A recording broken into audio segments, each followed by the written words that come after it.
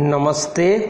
आमे आलोचना करुथिले सारला महाभारत रे समाज जीवनर चित्र एवं सेही क्रम रे आमे सारला महाभारत रे शिक्षा व्यवस्था संपर्क रे आलोचना करुथिले एवं शिक्षा व्यवस्था भितरे अन्यतम भूमिका जहार थिला से माने होउछंती शिक्षक। तेबे एई शिक्षक मानक प्रसंग रे सारला दास जा उल्लेख करिसंती जे ब्राह्मण माने ही सेतेबेले शिक्षकर कार्य करुथिले। कवि कहिसंती जे लोकेश्वर गुरु द्विज जातिर थिले और से धृतराष्ट्र पंडुंकु विद्या शिक्षा देइथिले। कौरव पांडवंक पाठ गुरु थिले काशीपति नामक ब्राह्मण। पुणी श्रीकृष्ण बलराम गुरु श्रीकृष्ण व बलराम गुरु थिले शांतिपनी पंडा बोली से उल्लेख करिसंती। ब्राह्मण जातिर लोके परंपरा क्रमे गुरुगिरी करुथिले। जणे गुरु पुरुषानुक्रमिक भावरे गोटिए परिवार सहित संपृक्त रहुथिले। धृतराष्ट्र और पंडु जो लोकेश्वर गुरुंक ठारू विद्या शिक्षा करिथिले तांकर चतुर्दश पुरुष गुरु थिले एवं पारंपरिक भावरे व्यासदेवंकर सेवा करुथिले बोली कवि दर्शाइछंती। सेहीपरि गुरुर योग्यता जदि देखिबा जे तत्कालीन ओडिशार शिक्षक वर्ग बहु विद्यारे सुपंडित थिबार उपलब्ध हुए। लोकेश्वर गुरु वेद तंत्र और युद्ध विद्यारे सुनिपुण थिले। धृतराष्ट्र और पंडुंकर आद्य गुरु संजय बहु विद्यारे सुपंडित थिबारु सेमानंकु रसायन विद्या, धातु विद्या, धनुर्विद्या, जोग विद्या, तंत्र विद्या, वेद और शास्त्रादि शिक्षा देइथिले। सेहीपरि गुरु शांतिबनी विभिन्न भाषा, साहित्य, वेद, ज्योतिष, कामशास्त्र, तंत्र, अस्त्र प्रयोग, युद्धादि विद्यारे सुनिपुण थिबारु श्रीकृष्ण बलरामंकु से समस्त विद्या प्रदान करि पारिथिले।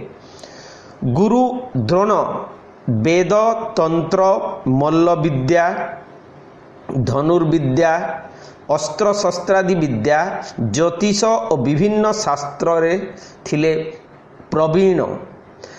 सेहीपरि गुरु मानकर अन्य एक योग्यता रे जदि देखिबा ताहा होछि छात्र वत्सलता।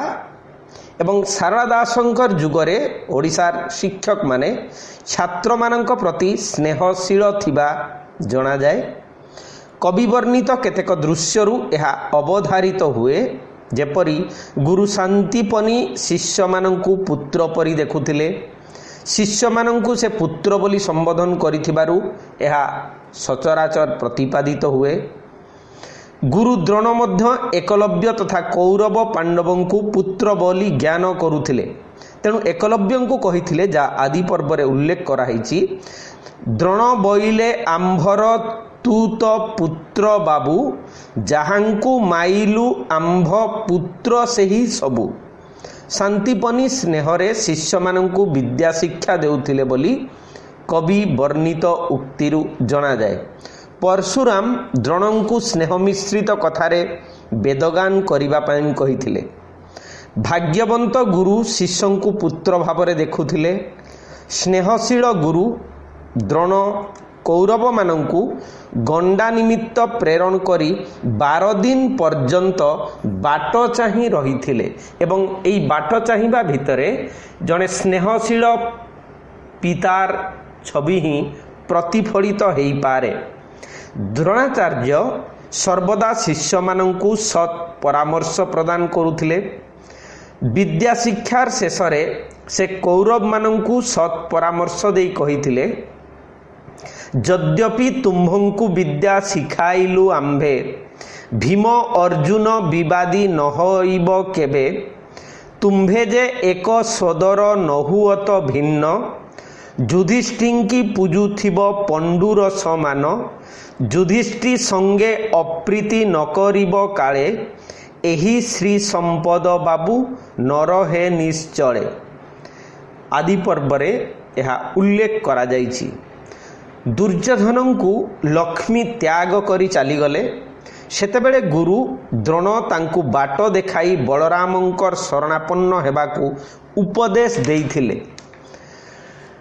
ଦ୍ରୋଣ ବୋଇଲେ ବାବୁରେ ବୁଦ୍ଧି ଏକ ଅଛି, ଭଗତ ଜନବତ୍ସଳ ଦେବ ଶିରି ବତ୍ସୀ, ଶକୁନି ସହ ଦ୍ୱାରକା କରତୁ ପ୍ରୟାଣ, ଆମ୍ଭ ସପକ୍ଷ ଅଟନ୍ତି ଦେବ ସଂକର୍ଷଣ, ତାଙ୍କୁ ଭକ୍ତି କରି ତୁହି ଯାଇନ କହନ୍ତେ, ତାଙ୍କ ଅନୁରୋଧେ ଲକ୍ଷ୍ମୀ ଦେବେ ଜଗନ୍ନାଥେ। ପାଣ୍ଡବମାନଙ୍କ ପାଇଁ କରୁଣାର ଅଭାବ ନଥିଲା।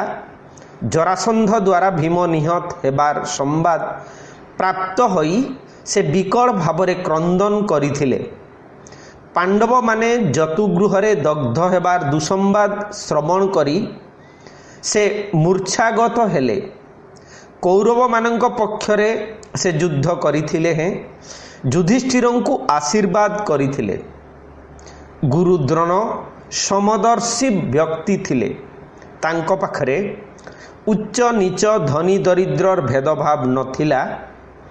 ଏକଲବ୍ୟ ତାଙ୍କର ସମୀପକୁ ଯୁଦ୍ଧବିଦ୍ୟା ଶିକ୍ଷା କରିବାକୁ ଆସିବା ବେଳେ ସେ ତାକୁ ଗ୍ରହଣ କରିବା ନିମିତ୍ତ ଆଦେଶ ପ୍ରଦାନ କରିଥିଲେ। ରାଜପୁତ୍ର ଓ କିରାତ ତାଙ୍କ ଦୃଷ୍ଟିରେ ଥିଲେ ସମାନ। ଗୁରୁ ଏକ ବିଦ୍ୟା ଏକ ନାହିଁ ତହିଁ ଭିନ୍ନ, ସେ କିରାତ ତୁମ୍ଭେ ଅଟ ନୃପତି ନନ୍ଦନ ଆଦି ପର୍ବରେ ଏକଥା କବି ଉଲ୍ଲେଖ କରିଛନ୍ତି। ଏଠାରେ ଉଲ୍ଲେଖ କରିବା କଥା ଯେ ମୂଳ ମହାଭାରତରେ ଦ୍ରୋଣଙ୍କଠାରେ ପକ୍ଷପାତିତ୍ୱ ଦୋଷ ଆରୋପିତ। ବ୍ୟାସଦେବଙ୍କର ବର୍ଣ୍ଣନାରେ ଅଛି ଯେ ଦ୍ରୋଣ ସବୁ ଶିଷ୍ୟଙ୍କୁ ବୃହଦାକାର ପାତ୍ର ଦେଇ ଜଳ ଆଣିବାକୁ ପ୍ରେରଣ କରୁଥିଲେ। ସେ ନିଜ ପୁତ୍ର ଅଶ୍ୱତ୍ଥାମାଙ୍କୁ କମଣ୍ଡଳୁଟିଏ ଦେଇ ପଠାଉଥିଲେ। ଫଳରେ ସେ ସମସ୍ତଙ୍କ ପୂର୍ବରୁ ପିତାଙ୍କ ପାଖରେ ପହଞ୍ଚି ଯାଉଥିଲେ। ସେହି ଅବସରରେ ଦ୍ରୋଣ ତାଙ୍କୁ ଅସ୍ତ୍ରଚାଳନାର ବିଶେଷ କୌଶଳ ଶିଖାଇ ଦେଉଥିଲେ। ଏକଲବ୍ୟ ନିଷାଦ ସନ୍ତାନ ଥିବାରୁ ଦ୍ରୋଣ ତାଙ୍କୁ ଶିଷ୍ୟ ରୂପରେ ଗ୍ରହଣ କଲେ ନାହିଁ ବୋଲି ମୂଳ ମହାଭାରତରେ ଅଛି। କିନ୍ତୁ ସାରଳା ଦାସ କହନ୍ତି ଯେ ଜରାସବରକୁ ଦ୍ରୋଣ ରହିବା ପାଇଁ କହିଲେ ହେଁ ଦୁର୍ଯ୍ୟୋଧନ ତାହା କରାଇ ଦେଲେ ନାହିଁ। ସେହିପରି ଲୋଭହୀନତା ହେଉଛି ସେ ସମୟର ଗୁରୁମାନଙ୍କର ଏକ ବୈଶିଷ୍ଟ୍ୟ। ସାରଳାଙ୍କ ଯୁଗର ଶିକ୍ଷକ କିପରି ନିର୍ଲୋଭ ଥିଲେ ତାହା ଦେଖିବାର ବିଷୟ। କେତେକ ଉଦାହରଣରୁ ଏହା ଦେଖାଯିବ। ଯେପରି ଶ୍ରୀକୃଷ୍ଣ ବିଦ୍ୟା ଶିକ୍ଷା ଶେଷ ହେବା ପରେ ଗୁରୁଙ୍କୁ କହିଲେ, ଶ୍ରୀହରି କହିଲେ ଶାନ୍ତି ପନି ଗୁରୁ ଆଗ, ଏବେ ଦକ୍ଷିଣା ଆମ୍ଭଙ୍କୁ ଗୁରୁ ତୁମେ ମାଗ। କିନ୍ତୁ ଗୁରୁ ଶାନ୍ତିପନି ଲୋଭଶୂନ୍ୟ ଥିଲେ। ସେ ସ୍ପଷ୍ଟ ଭାବରେ ଜଣାଇଲେ ଯେ ତାଙ୍କର ଧନରେ ପ୍ରୟୋଜନ ନାହିଁ। ଶାନ୍ତିପନିଙ୍କ ଗୁରୁ ଦ୍ରୋଣ ମଧ୍ୟ ଥିଲେ ଲୋଭଶୂନ୍ୟ। ସେ ମଧ୍ୟ ଗୁରୁ ଦକ୍ଷିଣା ନେବା ପାଇଁ ସମ୍ମତ ହୋଇନଥିଲେ। ସେ ଗୁରୁ ଦକ୍ଷିଣାକୁ ଅସ୍ୱୀକାର କରି କହିଥିଲେ, ଧନ ଧାନେ ଭୂମି ଦାନେ ନାହିଁ ପ୍ରୟୋଜନ ଆଦି ପର୍ବରେ ତାହା ଉଲ୍ଲେଖ କରାଯାଇଛି। ପରଶୁରାମ ମଧ୍ୟ ବିନା ଦକ୍ଷିଣାରେ ଦ୍ରୋଣାଚାର୍ଯ୍ୟଙ୍କୁ ଅସ୍ତ୍ରଶସ୍ତ୍ର ଶିକ୍ଷା ଦେଇଥିଲେ। ସେ ତାଙ୍କୁ ସମସ୍ତ ବିଦ୍ୟା ଦାନ ରୂପରେ ପ୍ରଦାନ କରିଥିଲେ। ସେହିପରି ଗୁରୁମାନଙ୍କର ଆୟପନ୍ଥା ଯଦି ଦେଖିବା, ପ୍ରାଚୀନ ଯୁଗରେ ଭାରତୀୟ ଶିକ୍ଷକମାନଙ୍କର ଆୟର ପନ୍ଥା ଥିଲା ଗୁରୁ ଦକ୍ଷିଣା ଏବଂ ରାଜା ବା ଧନୀ ବ୍ୟକ୍ତିଙ୍କର ଦାନ। ଶିଷ୍ୟଗଣ ଶିକ୍ଷାକାଳ ମଧ୍ୟରେ ନିୟମିତ ବା ସାମୟିକ ଭାବରେ ଗୁରୁଙ୍କୁ କିଛି ବେତନ ରୂପରେ ଦେଉନଥିଲେ। ମନୁଙ୍କ ବର୍ଣ୍ଣନାରୁ ଏହା ସ୍ପଷ୍ଟ। ମନୁ କହନ୍ତି, ଶିକ୍ଷା ସମାପ୍ତ ନ ହେବା ଯାଏଁ ଶିଷ୍ୟ ଗୁରୁଙ୍କୁ କିଛି ଦେବ ନାହିଁ। ବିଷ୍ଣୁ ପୁରାଣରେ ମଧ୍ୟ କୁହାଯାଇଛି ଯେ ଶିକ୍ଷା ସମାପ୍ତ ହେବା ପରେ ଶିଷ୍ୟ ଗୁରୁଙ୍କୁ ଦକ୍ଷିଣା ଦେବା ଉଚିତ। ସେ କାଳରେ ସମାବର୍ତ୍ତନ ଉତ୍ସବ ପରେ ଶିଷ୍ୟଗଣ ଗୁରୁଙ୍କୁ ଭୂମି, ଗୋରୁ, ଅଶ୍ୱ उपानह आसन अन्न शाक वस्त्र और सुवर्ण दान करुथिले। राजा माने मध्य शिक्षार्थी तथा शिक्षादाता को दान देउथिले। रामायण रे वर्णित अछि जे श्रीराम वन को गला बेले बा वन गमन कला बेले आचार्य और ब्रह्मचारी मानंकु धनरत्न दान करिथिले। तेणु इतिहास रु जना जाय जे एई व्यवस्था मोगल काल पर्यंत प्रचलित थिला। मोगल जुगरे शिष्य माने नियमित वेतन प्रदान करू नथिले, अधिकंतु गुरु सेमानंकर बास और भोजनर व्यवस्था करुथिले। शिक्षक माने विवाह और शुद्धिक्रिया भली विशेष समय रे राजांक ठारू दान पाउथिले। एहा थिला सेमानंकर प्रधान आय। शिष्य माने केवल शिक्षा से सेवा परे गुरु दक्षिणा देउथिले। पंचदश शताब्दी रे एई महाभारतीय धारा उत्कल रे उज्जीवित रहिथिला। सेतेबेले भी उत्कलीय शिक्षक समाजर मुख्य आय थिला गुरु दक्षिणा और दान। से काल रे गुरु दक्षिणा देवा रीति थिबारु युधिष्ठिर श्रीकृष्ण और एकलव्य द्रोणंकु गुरु दक्षिणा देवा पई गुरु दक्षिणा ग्रहण करिबा पई अनुरोध करिथिले। गुरु दक्षिणा न देले विद्या सिद्ध हुए नाही बोली लोके विश्वास करुथिले। एवं एई युक्ति मानकर मध्य जणा जीवो जे गुरु दक्षिणा न देई साधंती जे विद्या से की प्राप्त हुई हेब कि से योद्धा आदि पर्व रे कवि उल्लेख करिसंती। सेही परी दक्षिणा न देले विद्या प्राप्त न होई आज्ञा देले मुक्त हेबु दक्षिणा जे देई मध्य पर्व रे कवि यह उल्लेख करिसंती। से काल रे राजा माने शिक्षादान रे नियुक्त ऋषि मानंकु दान देउथिले। यज्ञ काल रे ऋषि माने युधिष्ठिरंक ठारू बहु धनरत्न दान स्वरूप प्राप्त हेबा वर्णनारू यह प्रतिपादित हुए। सारଳାଙ୍କ ଯୁଗରେ ବ୍ରାହ୍ମଣ ମାନେ ଶିକ୍ଷକର କାର୍ଯ୍ୟ କରୁଥିଲେ। ତେଣୁ କବି ସର୍ବତ୍ର ବ୍ରାହ୍ମଣ ମାନଙ୍କୁ ରାଜ୍ୟ ମାନେ ଦାନ ଦେବା ଏବଂ ସେମାନଙ୍କ ପାଇଁ ଶାସନ ପ୍ରତିଷ୍ଠା କରିବାର କଥା ଉଲ୍ଲେଖ କରିଛନ୍ତି। ଦ୍ରୌପଦୀଙ୍କର ବିବାହ କାଳରେ ଯୁଧିଷ୍ଠିରଙ୍କ ରାଜଉଷ ଯଜ୍ଞ ପରେ ଏବଂ ଧର୍ମଯଜ୍ଞ ବେଳେ ବ୍ରାହ୍ମଣ ମାନେ ଦାନ ପାଇବା କଥା କବି ବର୍ଣ୍ଣନା କରିଛନ୍ତି। कपिला गाईर बध पर अर्जुन जो यज्ञ कले सेतबेले लक्षे ब्राह्मण शासन प्रतिष्ठा करा जाइथिला बोली सारला दास उल्लेख करिसंती। राजा माने ऋषि तथा शिष्य मानंकु विवाहादि उत्सव रे निमंत्रण करुथिले। सेथिरु प्रतिपादित हुए जे सेमाने शिक्षार पृष्ठपोषकता करुथिले। सारला दास कहिसंती जे द्रौपदींकर स्वयंवर सभा को वशिष्ठ दुर्वासा गौतम और भरद्वाज प्रभृति ऋषि माने शिष्य मानंक सह निमंत्रित होइथिले आदि पर्व जहाँ उल्लेख कराई। सेपरि उत्तरा कन्यार विवाह बेले मध्य मार्कंडेय ऋषि शिष्यगणों सहित उपस्थित थिले। छात्र मानक प्रसंग रे जहाँ कुहाई से बाबद आमे देखिबा जे प्राचीन भारतर शिष्यगण गुरुंक प्रति यथेष्ट भक्ति प्रदर्शन करुथिले। तैतरीय उपनिषद रे गुरुंकु देवता रूपे देखिबा पई उपदेश दिया जाइछि, जेउंटी कुआ जाइछि जो आचार्य देव भव। भागवत अनुसारे हृदय रे ज्ञान प्रदीप प्रज्वलन करुथुबा गुरु साक्षात भगवान। ब्रह्म वैवर्त पुराण रे गुरुंकु ब्रह्मा विष्णु महेश्वर आद्या प्रकृति चंद्रमा अग्नि सूर्य वायु वरुण पिता माता बंधु और परमात्मा बोली कुहा जाइछि। स्कंद पुराण कहे गुरुंकु अवहेला कले उन्नतिर पथ विनष्ट हुए। ब्रह्मांड पुराण रे अछि गुरु देवता धर्म और परम ब्रह्म।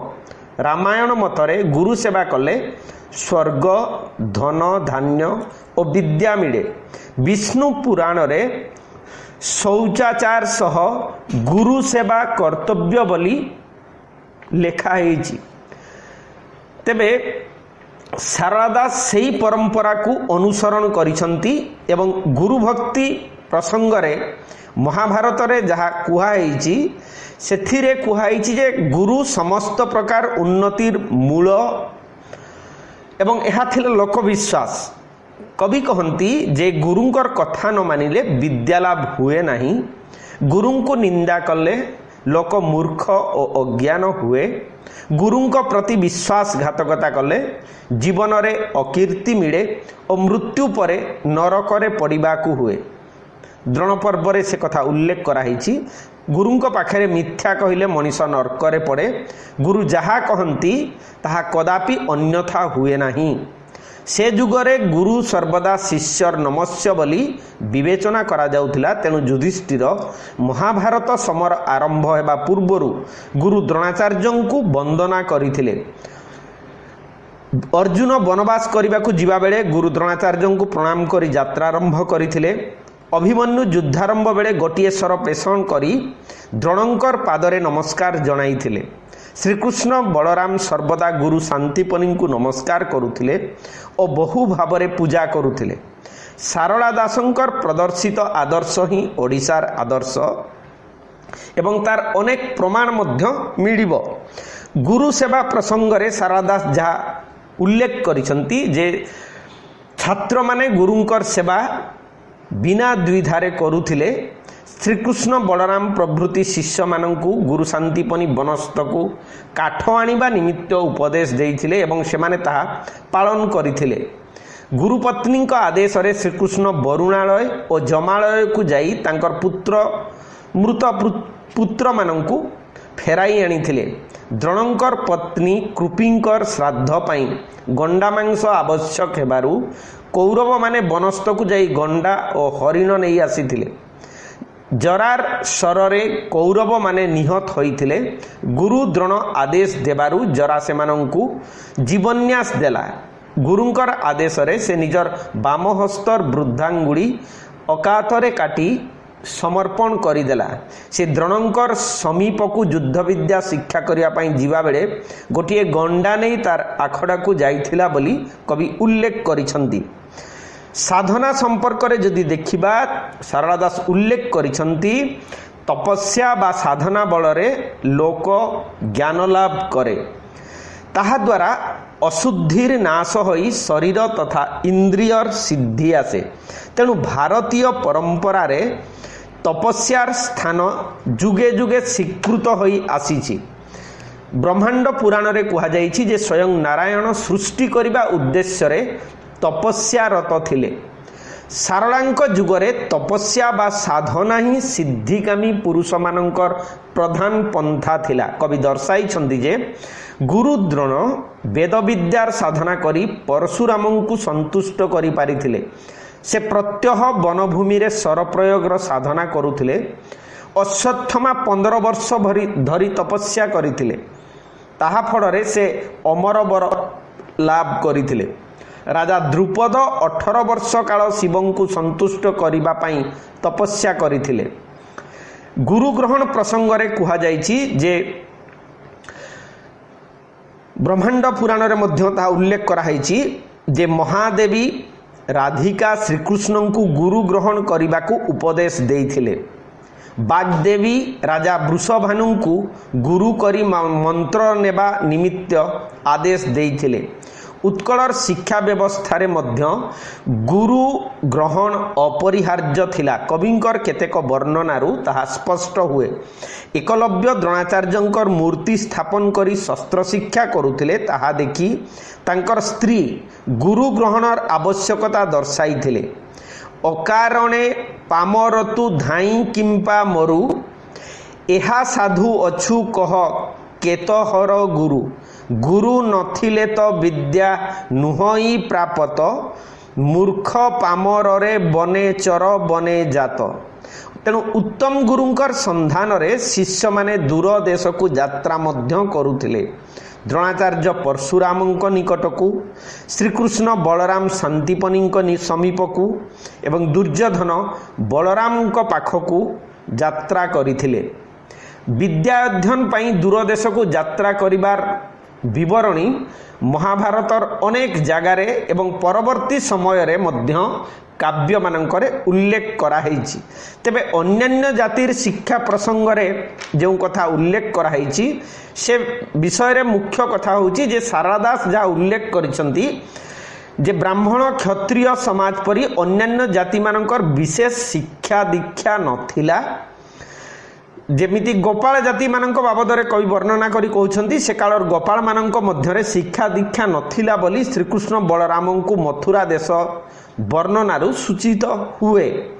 शांतिपनी आगे से माने कहिथिले जे गोपाल देश जे हादे मथुरा देशर शास्त्र जे संगीत नाही अपाठ से पुर कुस्थान देशरे बास करिलु कु जने लोकविद्या न शुणिलु आंबे बेनी करने। एथिरु अनुमान करा जाई परिबो जे निर्दिष्ट जातिर लोक माननक पाखरे विशेष शिक्षा दीक्षा नथिला। सेपरि शबर जाति प्रसंग रे कवि उल्लेख करी कहउचंती जे वेद विद्यार आदर नथिला शबर जातिंक मध्यरे। उड्र देशर चंडाल माने ब्राह्मण विरोधी थिले। सेमाने ब्राह्मण माननक उपरे घोर अत्याचार करुथिले बोली आदि पर्व रे कवि उल्लेख करिसंती। सेमानंक मध्यरे अस्त्र शस्त्र विद्या प्रचलित थिला। कवि दर्शाइछंती जे शिवपुरर चंडाल माने वीर थिले। सेमानंक भयरे ब्राह्मण माने सर्वदा संत्रस्त होई रहिथिले। सेही चंडाल माने सर्वदा विजयी हेउथिले। आदि पर्व रे कवि उल्लेख करी कहउछंती उड्र देशरु बाहर होइले चंडाले मारी जितु अछंती से रणे सर्वकाले। सेही जाति मध्यरे केही केही ज्ञानी व्यक्ति भी थिले। कवि वर्णित सुजानेश्वर सेहीपरि जने ज्ञानी पुरुष से मांस विक्रेता थाई मध्य सदाचार रे जीवन निर्वाह करी वैकुंठ धाम प्राप्त होइथिले। स्वर्गारोहण पर्व रे से कथा उल्लेख करा जाइछि। कवि तांकु ज्ञानी ओ जति बोली कहिसंती। सुजानेश्वर बलिण एक जति सुजान पुरुष सही सदाचार अति। सेहीपरि शूद्र और कृषक मानक प्रसंग रे कवि उल्लेख करी कहिसंती जे शूद्र और कृषक समाज रे मध्य शिक्षार प्रसार नथिला। शारदा दास वर्णना करिसंती जे कृष्णा बेणी नदी तीरस्थ कामपुर ग्रामर मेड़क नामक शूद्र ग्राम सेवा करुथिला। से अज्ञान थिला एवं काठ भंगा छड़ा अन्य कौनसी विद्या जानी नथिला। से एपरि मूर्ख जे मंडपरे विराजित ब्रह्मा विष्णु और महेश्वरंक मूर्ति को जाळेनी काठ पई हाणिबाकू लागिला। सेपरि कृषक मानक मध्यरे से जुगरे शिक्षा दीक्षारु वंचित थिले बोली कवि कहिसंती। सेमाने अन्यर जमी चाष करी काळ काटुथिले। कवि कहंती तपति नामक कृषाण सुरेश्वर नामक ब्राह्मणर जमीरे मूल लगी जीविका निर्वाह करुथिला। अनंता नामक चषा ग्रामवासींकर जमी चाष करी कालातिपात करुथिला। तपति पाठ साठ पढ़ी नथिले ज्ञानी थिला। नीति अनीति संबंध रे ताहार धारणा थिला। तेणु से जमी मालिकंक खेतरु पाइथिबा कंकण को ग्रहण करिबा पई असम्मत थिला। कवि स्वर्गारोहण पर्व रे उल्लेख करछंती तपति बइला गोसाई कहिल अनीति तुम्भ तटा बाड़ी एहु अटे तुम्भ वृत्ति तुम्भर उपर वंशे केवण साधव गुपतरे रहिथिब किए जे हरिब मुहि कृषि करी सिना जन्माइबी खेत एधन नेबार मोर नुहई उचित। सेमानंक मध्यरे केही केही तंत्र विद्या ज्ञात थिले। शूद्र राउल तार अन्यतम दृष्टांत।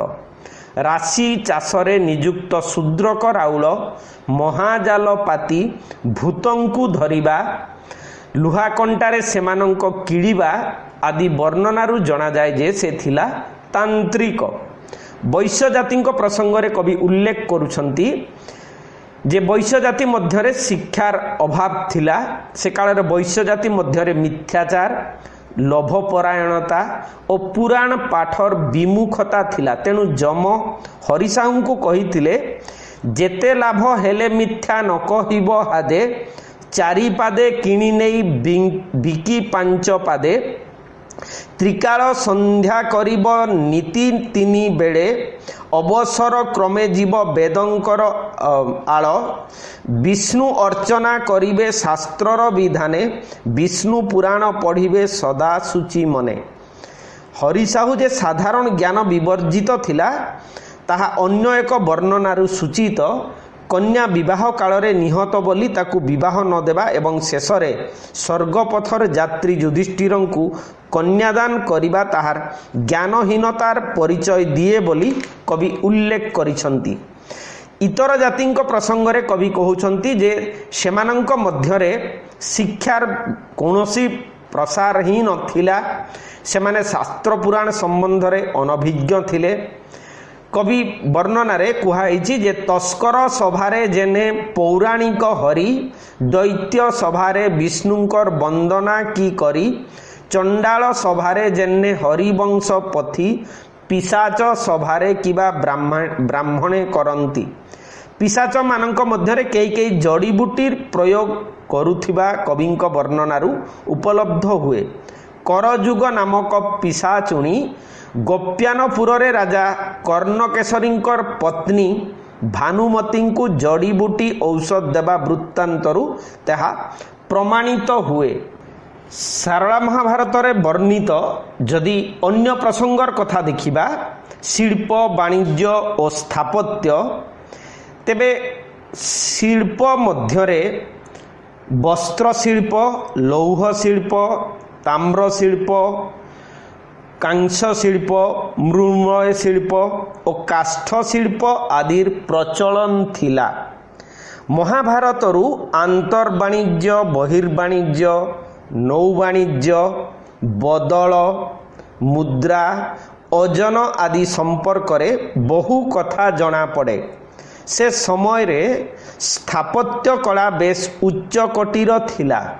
ताहार प्रमाण आमे से कालर प्रासाद, सभागृह, यज्ञशाला, दुर्ग इत्यादि निर्माणरू विभिन्न उपकरण और साजसज्जारू जानी पारिबा। सारला दासंक समय रे ओडिशार नारी माने विभिन्न रकमर अलंकार व्यवहार करुथिले। सेगुड़िक हेउची बाहुटी, मेखला, बला, ताड़, मुदी, पदक, जाली, कंठमाल, तोडर, कानफुल, नुपुर, कंकण, पाहुड इत्यादि। पुरुष माने मध्य अलंकार हिसाब रे बाहुबलय, सुवर्ण मुद्रिका, मुकुट इत्यादि परिधान करुथिले। से काल रे राजकुमारी माने झीन वस्त्र, पाट वस्त्र परिधान करुथिले। शबर जातिर लोके दुकुल परिधान करुथिले। एसबु व्यतीत लोके पताका, बिछना, चादर, मशारी, छण, आलंब, मुचुड़ी इत्यादि व्यवहार करुथिले। सारलांकर महाभारत रे नाना प्रकार सुवर्ण उपकरण कथा कुहा जाइछि, यथा रथ, पलंक, थाली, कुंभ, चांगड़ा, दीप, अर्घ्य, रुखा, भांड इत्यादि। कवि सारला दास खनिकार जन्म वृत्तांत प्रसंग रे कमारशालर कथा वर्णना करिसंती। कपिलेन्द्र देवंक समय रे लौह एक प्रधान शिल्प रे परिणत हेउथिला बोली कुहा जाई पारे। जतुगृह निर्माण लगी दुर्योधन लौह बिंधाणी मानंकु नियुक्त करिसंती।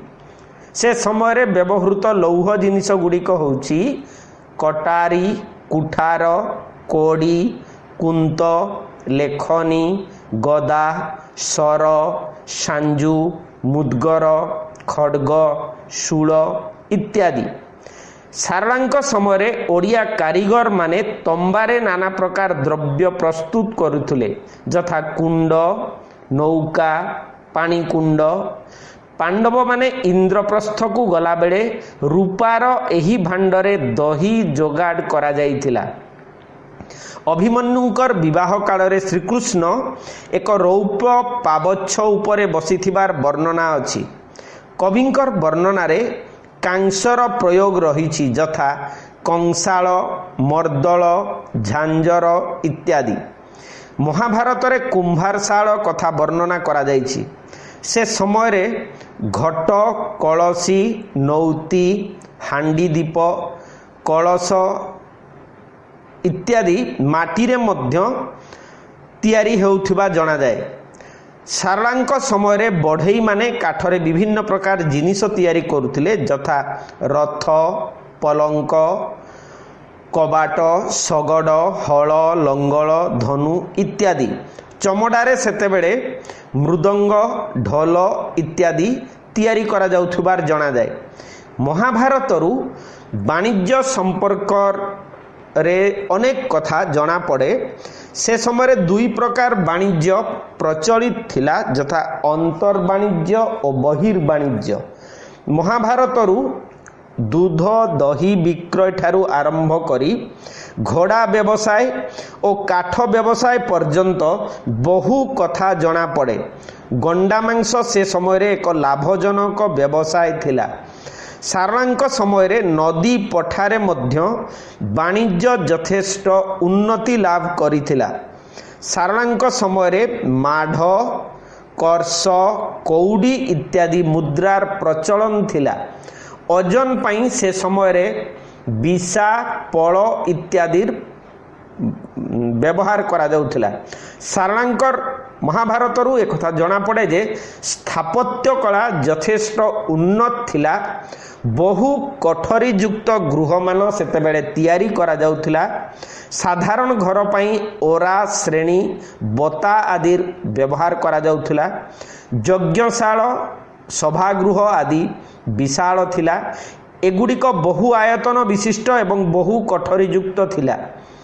ରାଜାମାନଙ୍କର ନଅର, ଅଶ୍ୱଶାଳ, ଗଜଶାଳ, ରନ୍ଧନଶାଳ ରହିଥିଲା। ରାଜ୍ୟର ସୁରକ୍ଷା ପାଇଁ ସେତେବେଳେ ରାଜାମାନେ ଦୁର୍ଗ ତିଆରି କରୁଥିଲେ। ଗଡ଼ର ପାଚେରୀ, ଗଡ଼ଖାଇ ମଧ୍ୟ ନିର୍ମାଣ କରାଯାଉଥିଲା। ଦୁର୍ଯ୍ୟୋଧନ ଗାନ୍ଧାରସେନ ପାଇଁ ପଥରରେ ବନ୍ଦୀଶାଳ ନିର୍ମାଣ କରିଥିଲେ। ଶୁଭବେଳା ଦେଖି ଯଜ୍ଞଶାଳା, ସ୍ୱୟଂବର ସଭା, ମନ୍ଦିର ଇତ୍ୟାଦିର ତିଆରି ଆରମ୍ଭ କରାଯାଉଥିଲା। ମୋଟ ଉପରେ ସାରଳାଙ୍କ ସମୟରେ ଶିଳ୍ପ ସ୍ଥାପତ୍ୟ ବେଶ ଉଚ୍ଚରେ ଥିଲା ବୋଲି ଆଲୋଚକମାନେ କହନ୍ତି। ଆଜି ଏତିକି ଥାଉ। ପରବର୍ତ୍ତୀ ସମୟରେ ନାରୀ ଜାତି ଓ ସାମାଜିକ ପ୍ରଥା ସମ୍ପର୍କରେ ଆଲୋଚନା କରିବା। କମେଣ୍ଟରେ ଯାହା ଚାହିଁବେ ଲେଖିପାରିବେ। ନମସ୍ତେ, ଧନ୍ୟବାଦ।